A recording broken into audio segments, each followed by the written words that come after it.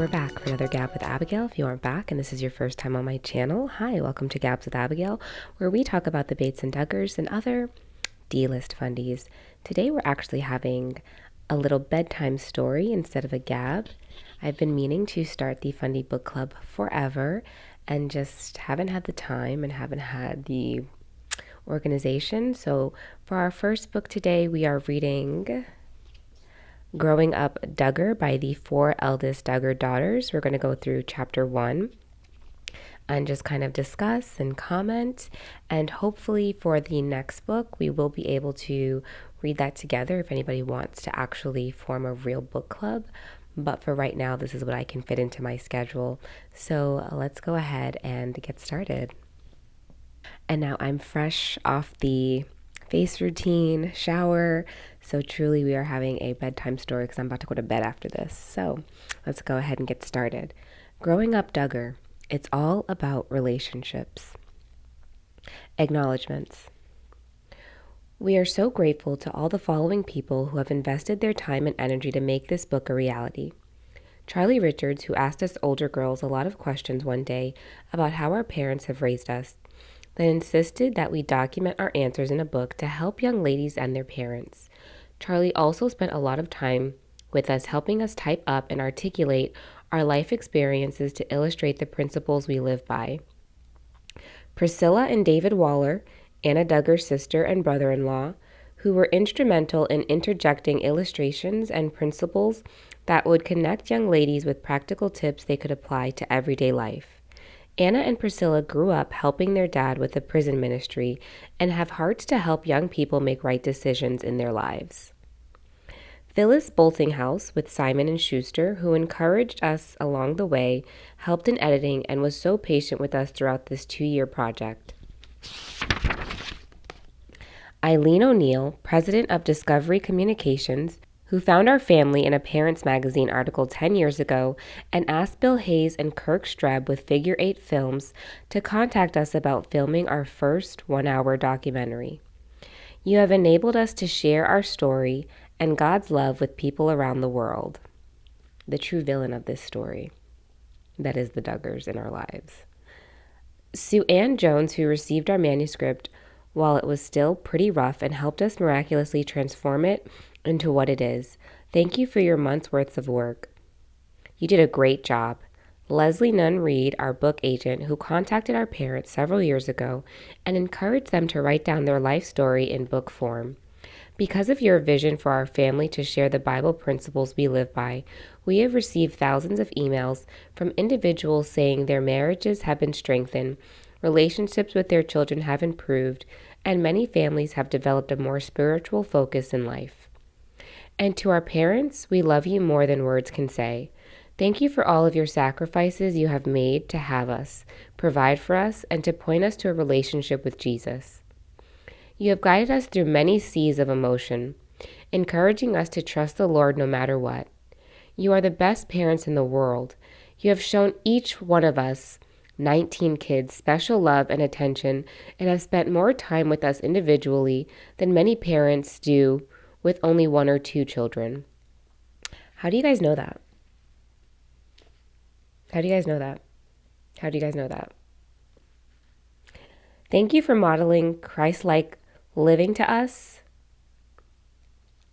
and for opening the doors of our home to be a testimony to the world. Most important, we want to praise our Lord and Savior Jesus Christ. Soli Deo Gloria. To God alone be the glory. Jana, Jill, Jessa, and Ginger Duggar. Amen on that last part. To God alone be the glory. The eye hath not seen, nor heard, neither hath entered into the heart of man, the things which God hath prepared for them that love him. 1 Corinthians 2, verse 9. It's actually very annoying that Fundies and Baptists only will use the KJV version of the Bible, just because it is a lot more difficult to understand, and it really doesn't make a difference except that somebody tried to tell you that this version, written by some white guy, is the best one. We love that. We love an Anglo-Saxon. Greetings. From our hearts to yours, For I know the thoughts that I think toward you, saith the Lord, thoughts of peace and not of evil, to give you an expected end. Jeremiah 29, verse 11. We've written this book to have the conversation we wish we could have with each one of you one-on-one.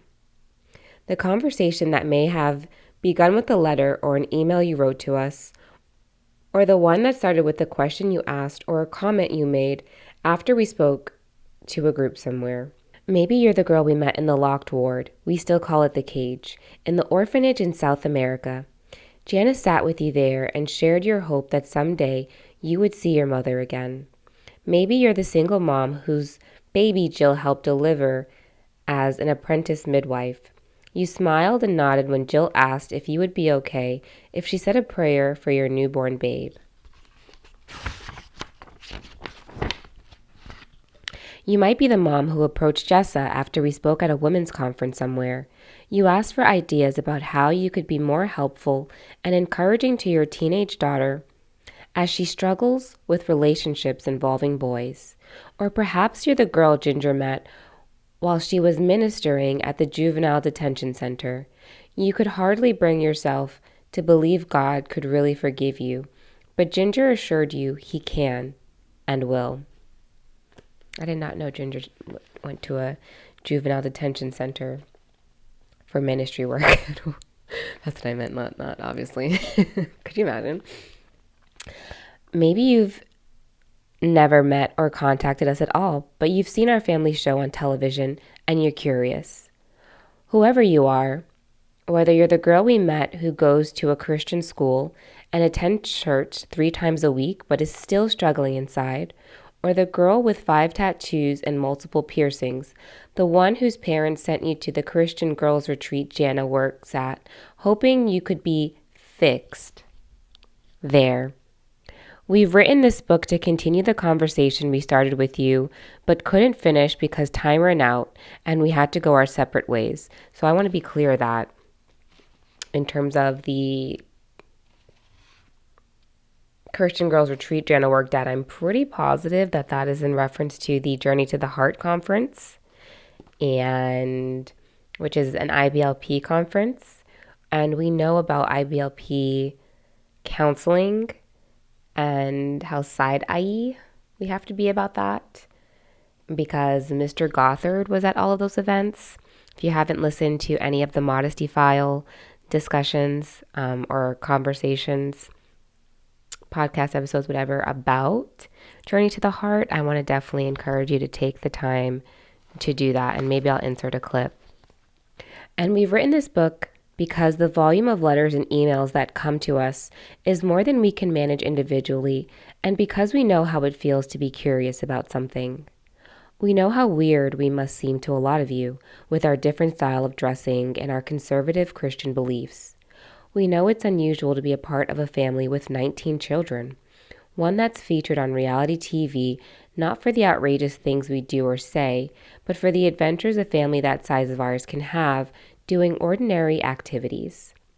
And we're curious about you too. We'd like to know how we can impact your life for good. Even though we have never met most of you reading this book, we want you to know we love you and care about your future. We want to share our stories with you, knowing you have a story too, and hoping something we say here might empower you to use your story, your life, to help others. Racing against time. Several years ago, before anyone outside of our circle of friends and family ever heard of the Duggars, our parents prayed, "Lord, we pray that our family can impact the world for you." Mom and Dad look at life as a race against time. When they prayed that prayer, they were humbly asking God to keep each member of our family on the right track so that we might fulfill the purpose for which He created us, and that He would accomplish as much through us as possible during our time on earth. There's one child that God forgot. At that point, they probably would have been happy if even a single person had become a follower of Jesus because of them. They couldn't have imagined that instead we would be welcomed into millions of homes each night through television, which our family doesn't even watch. The way that happened is told in their two books, The Duggars, 20 and Counting, and A Love That Multiplies. Not them plugging their parents' books in their book.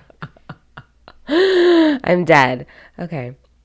Along with our brothers and sisters, we have grown up in the public spotlight, or as we describe it, living in a fishbowl. Now, as adults, we four oldest girls, Jana 24, Jill 22, Jessa 21, and Ginger 20, are humbled by the opportunity we've been given to reach out to other girls and young women to share the blessings and lessons we've experienced as we've tried to follow the Christ-like way of life we have seen modeled by our parents. Because so many people, especially girls and young women like ourselves, have expressed such curiosity about the ways our families work, and because it's not possible to answer each question individually, we've written this book to tell you about our journey to adulthood, our goals and our faith, and how it all comes together to work in the work we've chosen to do. I feel like we've just heard this like 15 times. Like, let's get to the book, please. Thank you. Making a difference in your relationships. We don't have a perfect family. And we're far from perfect ourselves. But all our lives, our parents have encouraged us Duggar kids to have a daily goal of maintaining and strengthening our closest relationships. Those relationships begin with the way we feel about ourselves, accepting the way God created us and seeking His purpose for our lives. Then we focus on the way we relate to our parents. Our parents have always worked hard to make their relationship with us a priority. They've established family traditions and practices that involve cultivating character and motivating us to maximize our life purpose. And on practical terms, they encourage us to talk with them about not only the small things in life, but also the deep matters of the heart. Yes, baby, what's on your heart? What's on your heart? What's on your heart? We know. Character. Oh, Bill Gothard and his 59, 49, or however many character quality traits. Next, Mom and Dad encourage us kids to be best friends with each other. And so we talk about our relationships with siblings. Throughout our growing up years, Mom and Dad have taught us the importance of maintaining these close relationships, and step by step they've guided us in how to get along. Even though each of us girls now has 18 siblings, including 10 brothers, of course, as happens in any family, conflicts occur, annoyances are inevitable, and hurt feelings spring up. But Mom and Dad have always taught us to quickly work out those issues so that resentment and bitterness doesn't creep in and destroy our family's closeness and unity. Then we take many of the lessons about getting along with our siblings and apply them to relationships with friends. Mom and Dad have taught us the value of choosing our friends carefully and staying true to our own convictions if our friends' behaviors and beliefs veer away from ours. If that's not their relationship with the Holts, I don't know what is. Oh, Lord. And then there's the really hot topic we're asked about a lot, boys. That's a relationship that is frequently considered by just about every girl we know, including the 4 oldest Duggar girls. As we write this, we're waiting for the young man God has for us. If marriage is in the future, He plans for us. Oh, not them shading and foreshadowing Jana. Meanwhile, we've thought a lot about what we want in a future husband and how we anticipate courtship will happen. As you might expect, it's pretty different from the way many couples interact these days. For one thing, it may surprise you to know it doesn't involve typical dating, but what we call courtship, or dating with a purpose. Beyond our relationships with ourselves, our parents, our siblings, our friends, and boys, we also discuss our relationships with our culture, our country, and the world at large. As Christians, we believe that we are to be in the world, but not of the world, as the Bible says. So we talk about how we relate to the internet, movies, entertainment, and music. Then we'll share our passion for being involved in the political realm and how we want to make a difference there. as well as our commitment and desire to reach out to people in faraway countries, showing Jesus' love to people who don't even know. Problematic missionary work. I can't wait to get into that chapter. I need a new prescription of my glasses, and I'm like struggling to see. It's really kind of crazy. Like it's just kind of sprung up in the last couple of days. All right. Then we'll share our passion for being involved in the political realm and how we want to make a difference there, as well as our commitment and desire to reach out to people in faraway countries, showing Jesus' love to people we don't even know. The Bible teaches us to put others' needs above our own and to treat other people the way we want to be treated. We call it having a ministry mindset, and it's something that's stressed in the Duggar home.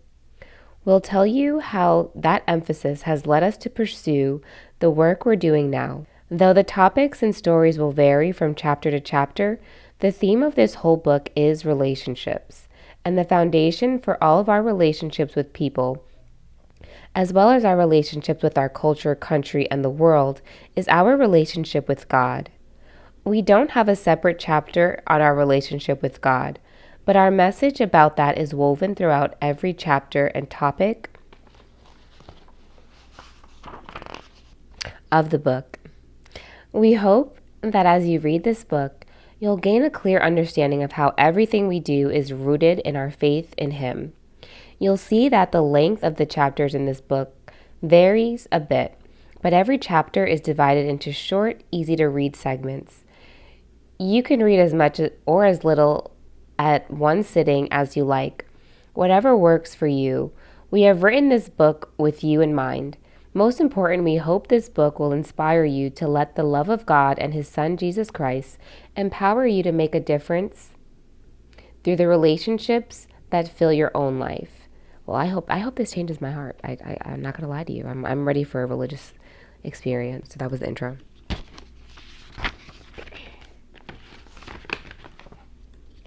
Chapter 1.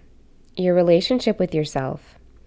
Getting to know and love the girl in the mirror. I will praise thee, for I am fearfully and wonderfully made. Psalms 139, verse 14. When our parents were planning to build our current house in Northwest Arkansas, they asked us kids how many bedrooms we thought the house should have. It was an easy question for us to answer. We wanted to be together. So upstairs in our house today, there's one big room for all the girls and one big room for all the boys, and our parents' bedroom with an adjoining nursery. Jana and I, Jill, sleep in double beds with our youngest sisters, Jordan and Josie, and the other girls sleep in twin or youth-sized beds. It's always an exciting time when the littlest sister gets to move from the nursery into the big girls' room with us, although they're always free to toddle back to Mom and Dad's room if they need to. How annoying is that to have to share a bed with your little sister? Sorry, that's me. We love the late night conversations and falling asleep each night surrounded by our sisters. I do think that's special that both the Bates and the Duggars all talk about how they stay up basically late as hell talking. Though there's other sinister parts of that, but maybe for another video. One night a few years ago, as I was putting my retainer in my mouth at bedtime, my sister Johanna, then probably 5 or 6, asked what it was. I told her it was something I slept with to help keep my teeth aligned now that I didn't have to wear braces anymore. Can I wear it? Johanna asked. We Duggars do love to share a lot of things, but thankfully dental appliances aren't among them. I smiled and told her no. It was made just for me and wouldn't fit her mouth at all. Thinking about that conversation later reminded me that we can't conform ourselves to other people's molds, but we try sometimes, don't we? It's inevitable that human beings, particularly teenagers and especially teenage girls, go through times when they may try to remake themselves into something or someone they're not. Every girl has a tendency to compare herself to other girls, noticing how they dress or style their hair, how much they weigh, how they talk, the words and phrases they use, and how guys respond to them. Men experience this too. I think that's so weird, like it just very weirdly sexist to think that boys don't experience basically what you're saying is insecurity and self-comparison. If men always thought that they were adequate, we would not be in this whole alpha, beta, omega, and masculinity manosphere debate that's going on the internet right now. Like, that would not exist if men did not go through these same feelings. But that's...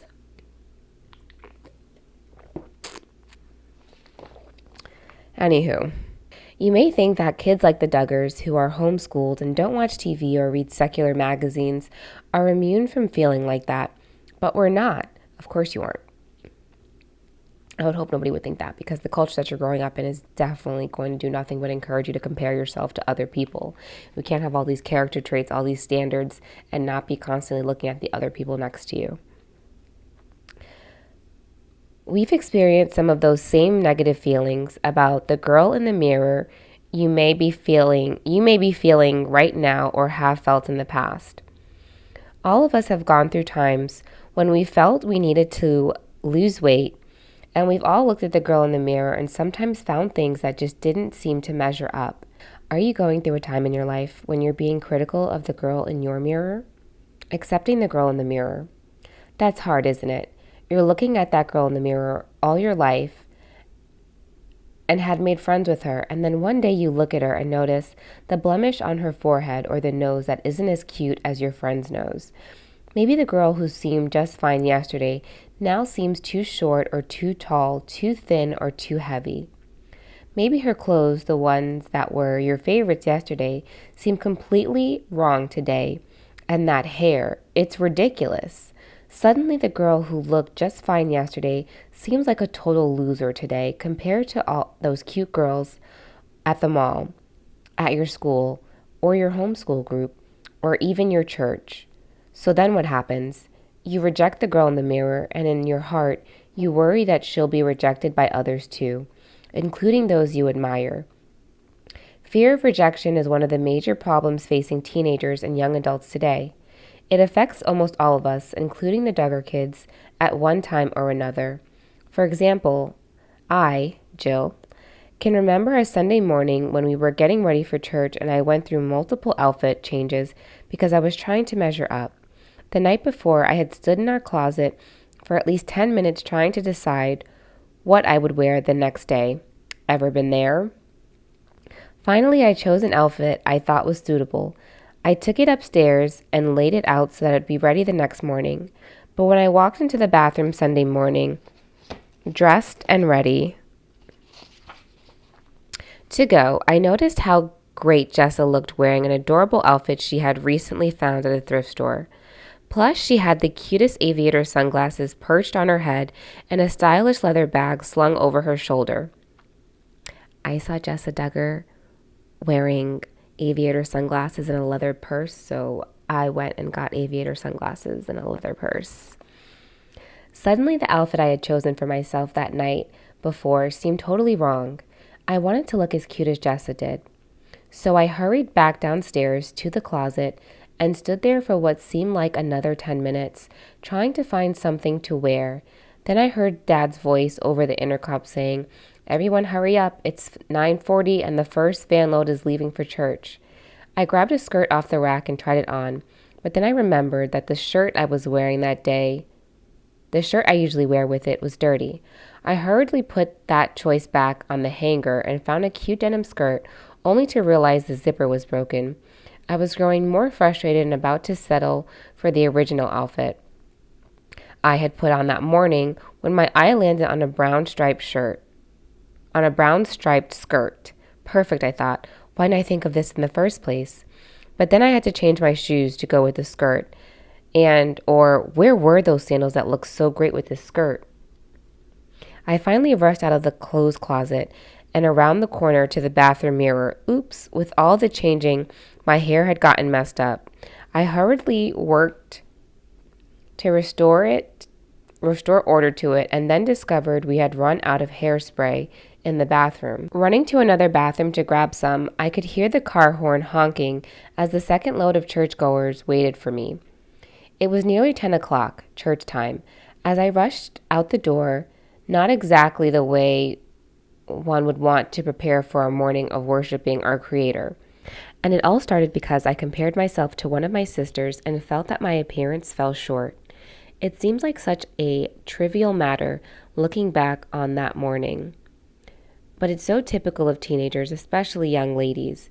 It's easy for us to compare ourselves to others and think that we have to be like them to measure up or to be accepted. But too often it's impossible to meet the goals of perfection we set for ourselves, and as a result, we end up dealing with all sorts of destructive feelings, poor self worth, lack of confidence, jealousy, discontentment, and so much more. Before we know it, momentary concerns about our outward appearance turn into lies about ourselves that swirl constantly through our minds, telling us, I'm not good enough, I'm a failure, nobody loves me. Ultimately, we lose sight of what's the most important, our inward character. I don't know, Jill, I like to look good. When you look good, you feel good, is my personal opinion. Like, the lighting in this video right now bothers me so much because I could look better. I mean, when you look good, you feel good, babe.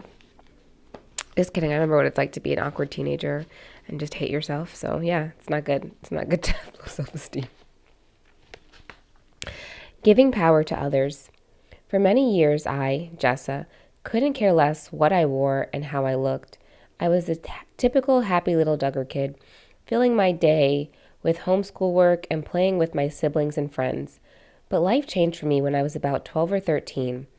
Whenever I was around friends outside our family, I became very quiet and self-conscious, really insecure about the way I looked, dressed, and acted.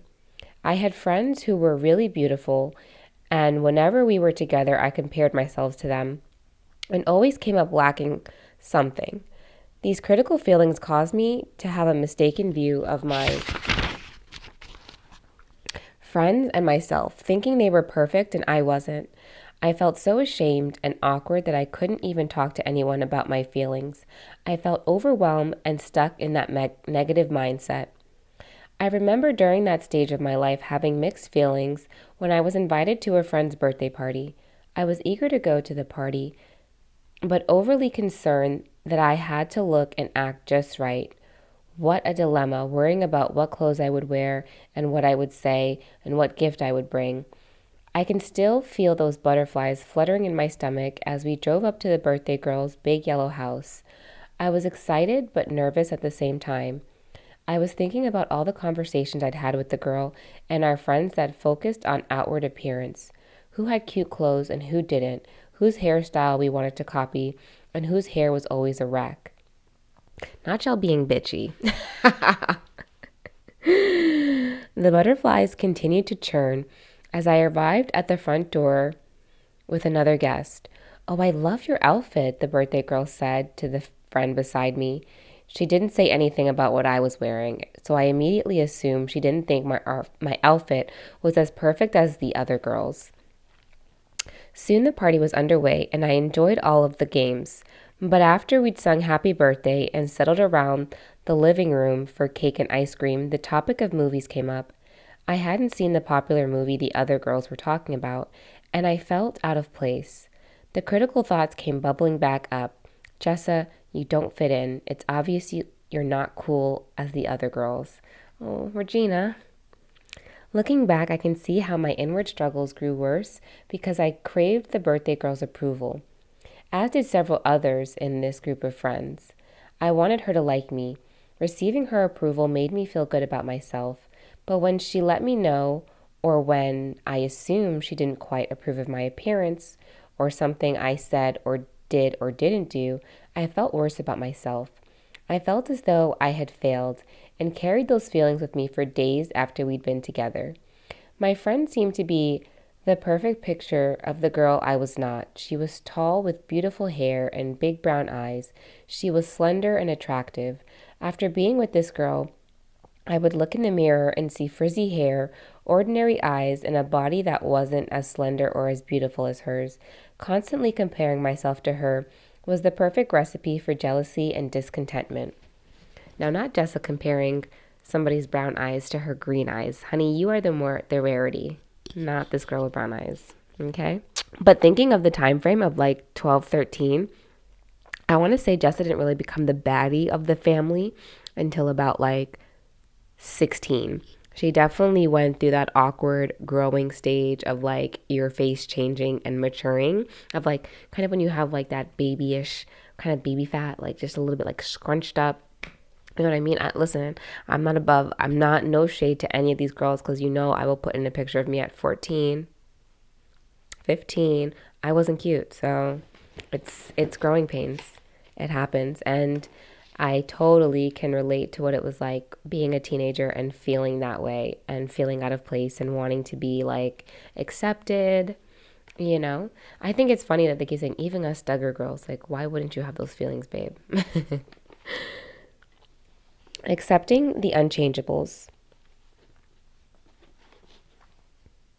What power I was giving my friend by allowing her to make me feel that way about the girl in the mirror. The same girl who all my life had smiled back at me each day and been an accepted and essential part of me became someone I looked at with a constantly critical eye. Thankfully, about that time, I heard a Bible teacher share an inspiring message about how God has perfectly designed each one of us with 10 aspects of life that without extraordinary action we cannot change, and that He wants us to accept. 1. Who our parents are. 2. Who our siblings are. 3. The order in which you are born into our family, oldest or youngest, etc. 4. Our nationality. 5. Whether we're a girl or boy. 6. Our mental capacity. 7. The time we are born in history. 8. Our physical features. 9. The natural aging process. 10. The date we will die. This teacher said that if we reject our physical features, we reject our self-image and often assume that others will reject us too. This assumption can cause us to make poor decisions based on our own misperception of ourselves. Actually, you can change your physical features through plastic surgery, but I get the, I get it. I personally, I don't think I'm one of those people who really believes like, oh, if you want plastic surgery, go ahead and get it. Like, I don't know how I feel about that. Also, though, I do feel like I have a face that I would never touch. I don't have that insecurity, so how can I speak to other people? But I don't, love my body, so I do sometimes like think about that as well.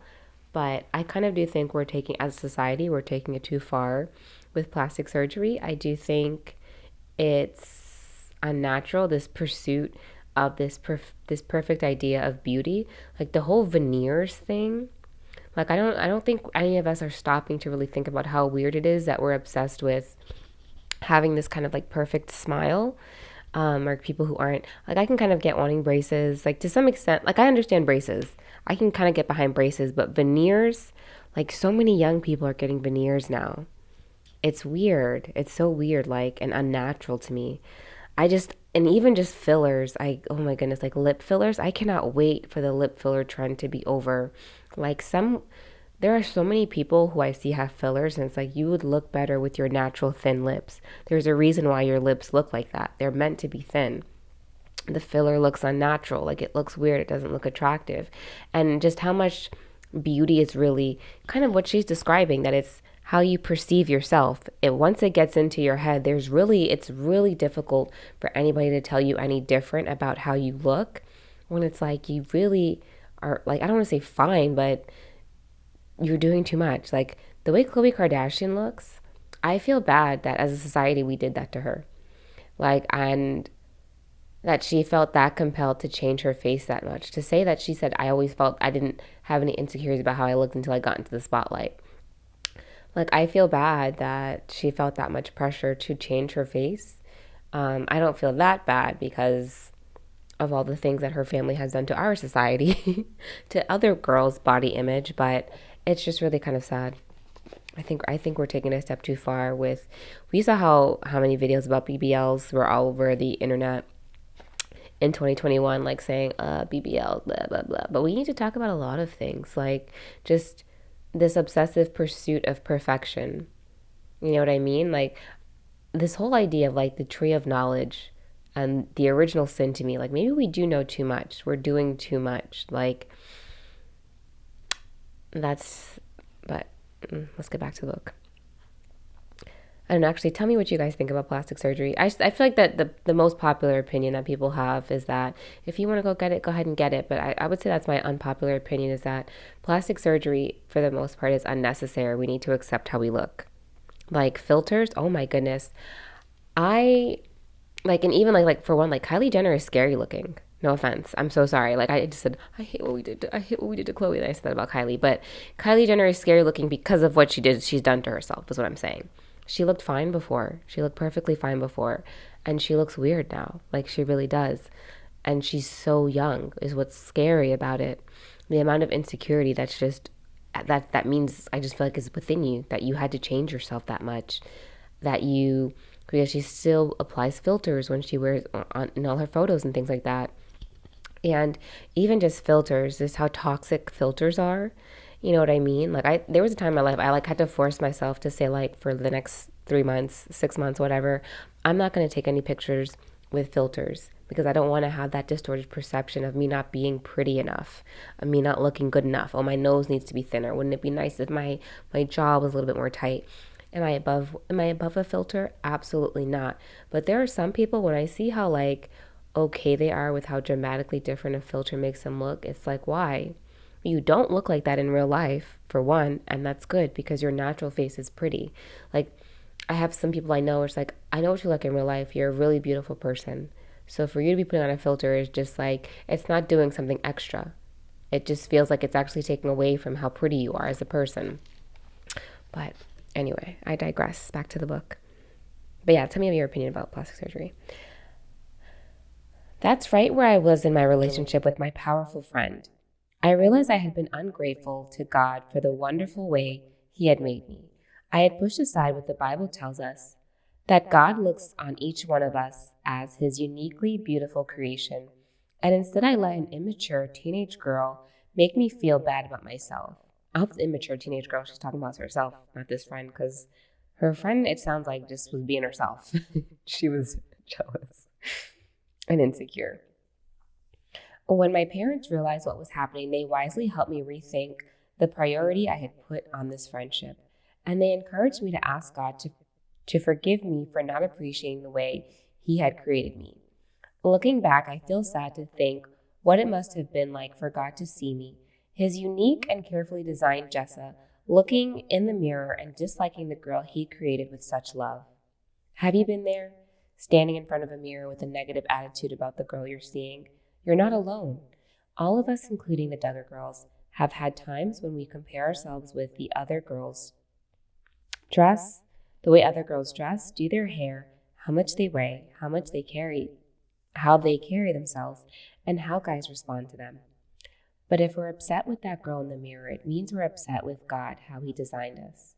We may start to think He messed up when He designed us, or even that He doesn't love us.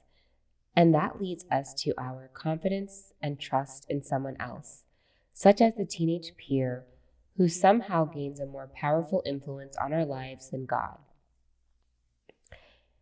If that's where you are right now, we're here to help you see yourself through new eyes, God's powerful, love-filled, encouraging, and forgiving eyes.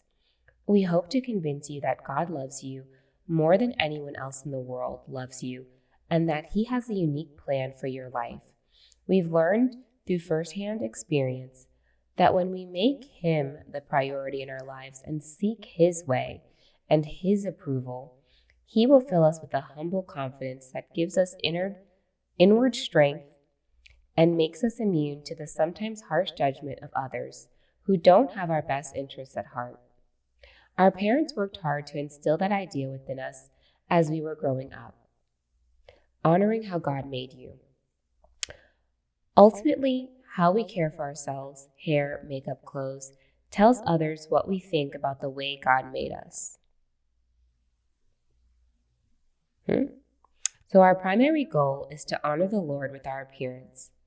A friend of ours said it this way: a girl's outward appearance should send a message that says, "This is who I am, not this is what I do." We want to maintain this perspective and keep our focus on pointing others to God. This is who I am and not this is what I do. What are you trying to say? This is who I am, not this is what I do. Okay. This is who I am, not this is what I do. The only way that I can think about that is in reference to like if somebody is wearing something that you think is like promiscuous, that is like not modest, the suggestion of do, like that you're a sexual person or something like that. Like, I don't understand really what this means. If you get it, tell me in the comments. Accepting the way God has uniquely made us helps us not to be so concerned with how others view us. Many people have demonstrated that truth to us. One of them was a sweet Christian woman Jill, met last year when we were on a trip out west. She invited us to her home for dinner one evening, and while we were there, she and her husband showed us around their place and told us a little about themselves. She shared that she came from an Italian family, and then she joked that a lot of Italian families have long noses. She said when she was about to graduate from high school, her mom came to her with a check that was a gift for her to be able to get surgery done to get her nose smaller. That really is like a thing. The woman told us she was taken by surprise, and so was her mom, when the daughter told her that she wouldn't be carrying on the family's nose job tradition. I'm content with the way God made me, she said. That conversation really made an impact on all of us girls, reminding us that none of us can choose the design God selected for us when He created us. But we can choose how we respond to His design. Contentment is realizing that God has provided everything we need for our present happiness. Another key is recognizing the unchangeable things in our lives and choosing to live joyfully with them. For this lady, it was accepting her Italian nose. For us, it may have been our ears, height, shoe size, gender, parents, siblings, or any number of things. Sure, it's technically possible to change some of these things. You can renounce your citizenship and pledge your loyalty to another country. Tina Turner has entered the chat. And you can have surgery to change some of your physical features. But before you do, we hope you'll carefully and prayerfully consider what God originally gave you when He created you. If you go through life comparing yourself to others, you can always find someone who is smarter, better looking, whatever, and it's easy to become discontent, depressed, or even angry at God. But if we choose to be grateful and thank God for the unchangeable things in our lives, whether it is facial features or a birthmark we were born with, or even physical scars that have come about later in life from accidents such as burns or being injured in a car wreck. Oh my God, I dropped boiling like hot water on my foot like 2-3 weeks ago, and I have the ugliest scar on my foot now. Like I already do not like my feet. I'm grateful for my feet, Lord. I'm grateful that I have feet that walk and everything. But in the grand scheme of pretty feet, I'm probably not selling my foot pics. A dream. Or being injured in a car wreck. It changes our whole perspective on life. We will finally be able to overcome fear of rejection and live confidently and contentedly with these unchangeable things that we did not choose for ourselves. Improving the changeables. Now, sometimes there are changeable things in life that can use improvement. Our weight, for instance. When we were younger, most of us could eat about anything we wanted and not gain weight, but those times have changed. We found that most of us older Duggars have a tendency to gain weight. Over the years, Mom has done her best to prepare nutritious meals for us, and she has always kept healthy fruits and vegetables around for us to snack on throughout the day, whether they were grown in our own garden or purchased from the local farmer's market. Just tater tot casserole is blaring in my mind. We have chosen to avoid pork, and instead we choose grass-fed beef or lean poultry. While we do eat some processed foods, we try to be selective, and we do not keep a stash of sodas, potato chips, or Pop-Tarts around the house. And the Duggar children are very active, whether we're building a tree fort or playing our favorite sports together. some of which include basketball, kickball, football, foursquare, and volleyball, and we have enough players to make up at least 2 teams. But just the same, we have found that as we grow older, it can be challenging to stay fit and in shape. Just last year, our oldest brother Josh decided to lose some weight, and he felt like the first thing to go should be his sweet tea and sodas. With his work and busy schedule, he had not been watching his intake of those sweet drinks so he was surprised when he hopped on the scale one day and realized he had gained more than 20 pounds. When he cut out the sugary drinks, started drinking more water, and exercising a little, he saw the weight drop off. Mom told us that she put on nearly 40 pounds a few years ago throughout the course of several pregnancies. She tried several weight loss programs, but began to think she would never be able to slim back down. Finally, she tried Weight Watchers and learned about making wiser food decisions. This is a sponsorship. Did Michelle Duggar have a Weight Watchers sponsorship? Can somebody find that? I'm definitely looking that up. During one of the weekly meetings, the leader said, when it comes to losing weight, it's really 80% diet and 20% exercise. You can eat more calories in a few minutes than you can burn off in an hour-long workout. I have wings sitting on my table right now. God, if this is about me, I'm so sorry. I don't want to exercise and I don't want to diet. I want to keep complaining about my weight. Weight Watchers taught Mom about portion control, and it provided a great accountability system. She also started exercising 3 miles a day on an elliptical machine. By working to keep in shape, she looks and feels great, and she's been a big inspiration to the rest of us. A couple of other changeable things in life are makeup and hair. We heard a pastor say one time, any old barn looks better with some paint on it. Our goal when we wear makeup is to look natural, so no wild colors, and it's not painted on an inch thick. But cosmetics can help cover blemishes, accent natural beauty, and draw attention to your countenance. Another word for your face. Oh, the Bill Gothard jumped out. It's the same with hair. When cared for properly and thoughtfully styled, it too can be a beautiful frame to draw attention to your countenance. The way the Duggar girls have some of the longest, thickest, healthiest hair I've ever seen in my life. We Duggar girls choose to wear our hair rather long, but we could wear shorter styles if we wanted to. Our hairstyle is our choice, and we choose longer hair based on our understanding of 1 Corinthians 11, verses 14 through 15. It says that even nature itself teaches us that, while it is a shame for a man to have long hair, a woman's hair is her glory. We figure if God says our hair is our quote-unquote glory, then he must have considered it a gift to us, and we want to take care of it and put a little effort each day into styling it. I don't get how that's a Bible verse that means that you can't wear short hair. I also think it is a terrible interpretation of that, because what if you're not somebody who can grow your hair long? Again, one of those reasons why IBLP in these groups can kind of be it's a little bit racist, because Black people's hair doesn't grow the same way that white women's hair does. Even though my hair might be very long, it'll never, unless I'm straightening it all the time, which really isn't good for your hair.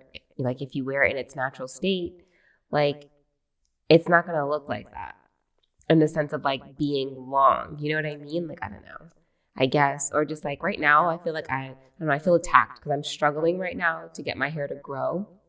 With my 2022 New Year's resolution is I'm going to get my hair to grow more this year. But I don't know. That's me. That's how I feel. But if we become obsessed with having the perfect hairstyle and spend 2 hours in front of the mirror every morning making sure every hair is in place, that's going a little too far.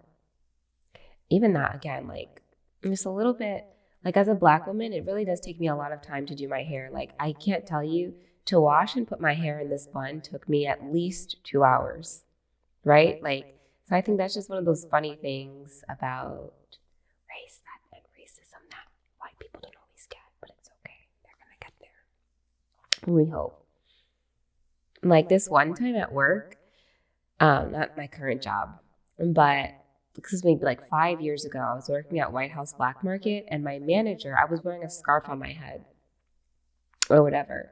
And my manager was like, and mind you, my manager was like, I know that this is probably quick, and easy for you to do in the morning, but like, if I wake up early and can do an extra 15 minutes to do my hair, like that's something that you could do too, or, I expect you to do as well. And at the time I just was like, okay, whatever. And like later on I was like, honestly, that was really offensive that she said that, because I actually cannot wake up just an extra 15 minutes early and assume my hair is going to be done like quickly, that the same way that yours is. I was wearing my hair natural, so I didn't have a perm. And then I'm working at that store making maybe like $10 an hour and only working part-time, not barely working 20 hours a week. I think maybe I was working like 10 or 8, like 16 hours a week. Like, so getting your hair done is very expensive. So it's like, you're not even paying me enough to be able to get my hair done. Yet I have to hear from you. You know what I mean? But there is an evangelical group of people that these girls are really truly speaking to. They have a target audience, and it's not necessarily girls that look like Abigail. And that's okay. There are other things in this book for me. Clearly the appearance part is not. And it would also be nearly impossible in the Duggar household given the limited number of bathrooms and the seemingly unlimited number of people needing to use them at any given time. One thing we're trying to do in this book is to share not only what we've been taught, but also what we've learned through firsthand experience. I, Jana, can tell you I learned an important lesson about hair and also about making rash decisions. One day several years ago, when I was a young teenager, some of us girls were talking with a friend, and she mentioned something about how you could put highlights in your hair by simply using peroxide or lemon juice. It was certainly inexpensive and sounded easy to do, so I decided to try it. I wasn't making a big change to my sandy brown hair, just adding some highlights, so I didn't consider it a big deal and didn't ask Mama about it, and didn't mention my plan to anyone else. I didn't know exactly how to do it, but I was sure I could figure it out. I mean, how hard could it be to put one simple liquid on my hair? So a few days later, I got some peroxide and put a rather generous amount on my hair, dabbing it on and then combing it through. I stood there looking in the mirror, not seeing any change and thinking, I guess it didn't work. Oh well, it was a nice sunshiny day and I decided to do some work in the flower beds, something I enjoy. And something that has continued to be the same for Jana. We love girls in continuity. A few hours later, I came back inside and couldn't believe what I saw in the mirror. Everyone was surprised too. My twin brother, John David, said, "Wow, Jana, did you dye your hair orange?" It was actually really funny. When Dad saw it and I explained what I had done, he said, "Oh, Jana, peroxide isn't something to mess around with. I wish you had talked to Mom about it first." By that time, I was wishing the same thing. I told Dad I didn't think it would bleach my hair this much. It was hard living with the prolonged consequences of my spur-of-the-moment decision. Then, as my hair began to grow out, it was no longer just orange, but two-toned orange and brown. I was so embarrassed by it that once again I acted impulsively. I went to a beauty supply store and asked the sales clerk what she recommended. She suggested I cover up the problem by using a slightly darker shade of hair color than my natural shade.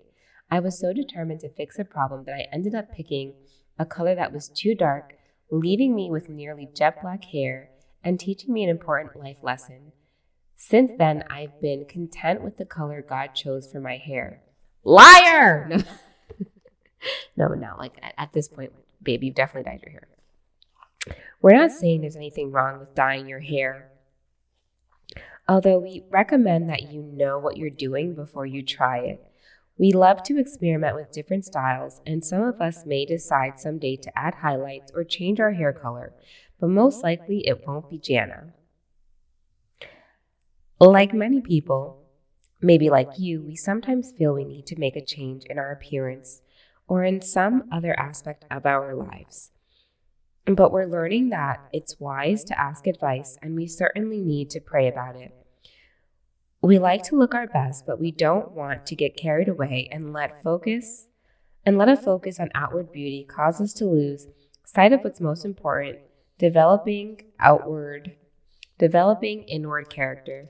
And I will say that is something I like about the Duggars girls more than the Bates girls, is that the Duggar girls are so much more willing to be on camera, like on their social media, without makeup on.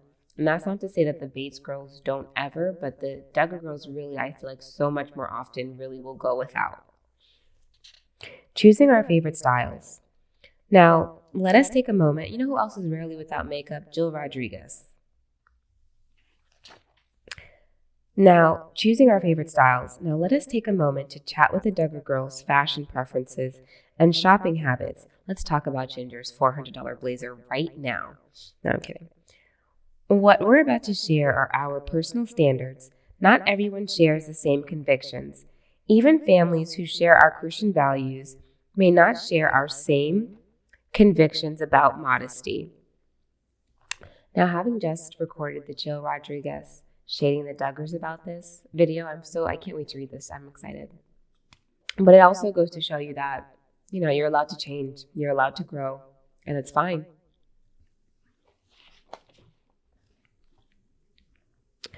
Daddy reminds us regularly that if the Lord shows you something from Scripture, then you have a responsibility to respond to that guidance.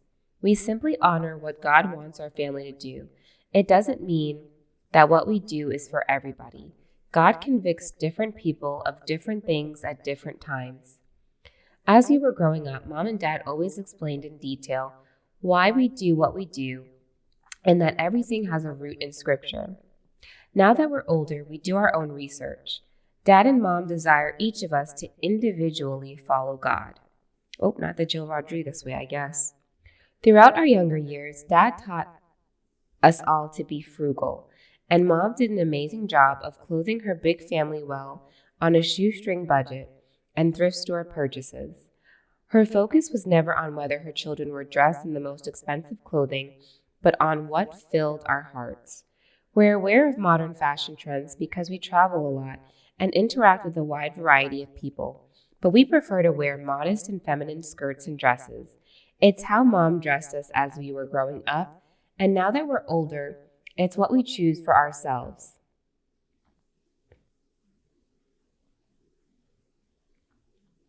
Every single one of the girls that wrote this book wears pants now. Every single one of them. It's our own personal conviction based on scriptures such as Deuteronomy 22 verse 5 and 1 Timothy 2 verse 9. And since our favorite shopping style is frugality, this can't have been the section that Ginger wrote, our favorite places to shop are thrift and consignment stores. That's rude. That's rude. Ginger does still, I'm sure, like to thrift and consignment shop, right? Consignment probably more than thrift. Like she did a video like that showed her kid's closet. It's like it is not like a single item in this closet came from a thrift store, babe. If you shop there enough, and we go fairly often, you can find great clothes at great prices. I will say that Jill and Jessa do seem to still thrift a lot. That Ray Alana's that they're always promoting, like I wish that existed out here. That place looks great. While some people shop in used clothing stores begrudgingly, we absolutely love it. Many times you can find adorable outfits for about 80 to 90% off the prices you might pay for them at the mall. It's like a treasure hunt. When we're traveling, as we get close to the place we're going to stay, we girls get online and start mapping out nearby thrift stores. If our eldest brother Josh is with us, he'll be locating every nearby pawn shop looking for equipment or items he can use or resell. What do you mean by that? I'm sorry. It's uncomfortable to hear him mentioned here. Oh, the fall from glory. I too love to thrift shop. I have not been in such a long time due to COVID. Such a long time. I miss it so much. Like literally, if you know me, you know. Used to be literally the thrift store queen. I'm going to actually this um, robe that I'm wearing I got from a thrift store. It's Victoria's Secret. Great find. Love it. Duggars simply love deals. Mom and Dad continuously teach us to buy used and save the difference. And we enjoy both the shopping and the savings. We aren't especially interested in labels, except maybe for those brands we know are well made and won't fall apart in the laundry. Like I said, this is not the section that Ginger wrote. Miss Jordan's, Miss Adidas, Miss Nike. This is not the section that Ginger wrote. We simply want to dress in a way that is modest and cute. We want to be respectful of those around us, and we don't want those we meet and work with to be distracted by what we're wearing. It's okay to enhance or accent whatever beauty God has given us, but we try to be careful not to wear clothes that are too tight and draw attention to the wrong places. But this does not mean we go out dressing frumpy or trying to look formless. Clothing can be cute, trendy, and stylish, and still entirely modest. We do not dress modestly because we're ashamed of the body God has given us. Quite the contrary. We realize that our body is a special gift from God and that He intends for it to be shared only with our future husband. Proverbs 5, verse 18 through 20. For this reason, we avoid low-cut cleavage showing, gaping, or bare-shouldered tops. And when needed, we wear an undershirt. We try to make it a habit to always cover the top of our shirt with our hand when we bend over. We don't play the peekaboo game with our neckline. That's so weird. What a crazy thing to have to condition yourself to do. Like, I get it, but like, yes, I'm trying. Like, that's so weird. Everybody look at my. Just kidding. I'm trying to have this video monetized. Insane. Scripture states in several places that the uncovering of the thigh is nakedness. So we have also chosen not to wear short skirts. Our goal is to wear skirts that come below the knee. Also now, something that they don't do anymore. It just makes sense that conviction should carry over into every area of life. So looking ahead, we each desire to maintain the standard of modesty when choosing our wedding dress. For us, this will mean finding a dress with sleeves and a modest neckline. We feel that many designers encourage girls to flaunt things to all of their wedding guests that should be seen only for their groom. However, there are bridal companies who understand that it is possible to make wedding gowns absolutely gorgeous while being entirely modest. Several of our friends have purchased stunning dresses from designers such as www.beautifully.modest.com or www.totallymodest.com. It is our goal to maintain modesty when we are swimming or participating in other activities as well. While long shorts and a swim shirt have worked in the past, we have now found many modest swimwear companies online that make cute styles that are both practical and comfortable for swimming. One that we have used is wholesomewear.com. Not all of these plugs. Mom says that after she became a Christian, she realized I wouldn't go out in public wearing just my bra and panties. But how is wearing a bikini or even a one-piece at the pool or beach any different than that? She felt convicted that there wasn't any difference. It's an interesting concept. What I think about it is that I've always thought about this, like how it is kind of interesting that like as people we think about those things as differently, and how again just so much of the things in our lives are made up. Like because when you see somebody in a bathing suit and a bikini, you don't necessarily think of them like as naked if they were in their lingerie. Like there's almost like a line being drawn. And the swimwear thing is very interesting because where all of the girls, like the Duggars and the Bass, wear pants basically, not all of them, but like for the most part, or they wear dresses that do come above the knee, though aren't super short, obviously. In terms of like swimwear, most of them still keep it very, very modest. An example being like Carlin, Even Alyssa, where her bathing suits still, like, while they are obviously not the super crazy strict standards that they used to have, and hers is probably the most like, ooh, risque, it's still really very modest. So it's interesting about that. Mom says, it's true that boys need to keep their minds out of the gutter, but we girls also have a responsibility not to dress or act in a way that builds up sensual desires in guys. I don't feel like I have responsibility to that. Like, I think a man's responsibility is, even if you have those sensual desires, is to not act on them. Period. Like, and just men are going to have sensual desires anyway. If you're a man and you want to have, and you're horny, you're horny. If you're a girl and you're horny, you're horny. Doesn't matter what somebody has on in their body, really. Like, because, yeah. I mean, understanding that maybe if you've never seen a naked body before and that's why. But like, even that, like, that doesn't, like, having never seen a naked body, having never seen somebody with a low cut neckline, having never seen somebody's bare thigh, you get to a certain point where you desire the sex that you desire sexually. And you don't need to see them naked to still crave their body. I think, so that's why this is just such a weird, interesting take. Like, and obviously it's not just Christians who do this too, but across cultures that practice extreme modesty, it's almost just kind of ridiculous, the idea that it is a woman's fault or that you're being protected from something. When if you're horny, you're horny. If you want to have sex, you want to have sex. Even if you've never seen that body, because you have those feelings, you have those feelings. I mean, the feeling of a crush, the feeling of sexual tension between somebody very rarely has anything to do with what they're wearing, but rather just like, it's the energy between you two, the natural mutual attraction, or maybe it might not have to be mutual, but just like genuinely being attracted. Most people aren't in situations where, like, the first time you discover attraction or that you're sexually attracted to somebody is very rarely in a situation where that person is not wearing a lot of clothes. I think it'll come up later down the line, right? But those first feelings of crushes and things like that very rarely has to do with people putting themselves in very, like, overtly sexual situations. So I think it's just interesting, this idea that, oh, you have a responsibility not to stir up these sensual desires, not to defraud. And it's like, those things just exist in our mind already. As Christians, we hope that through the way we dress, act, and carry ourselves, others will be able to see God's love shining through our faces, our words, and our actions. That's the clothing label we want to wear. That's actually a bar. That was very well written.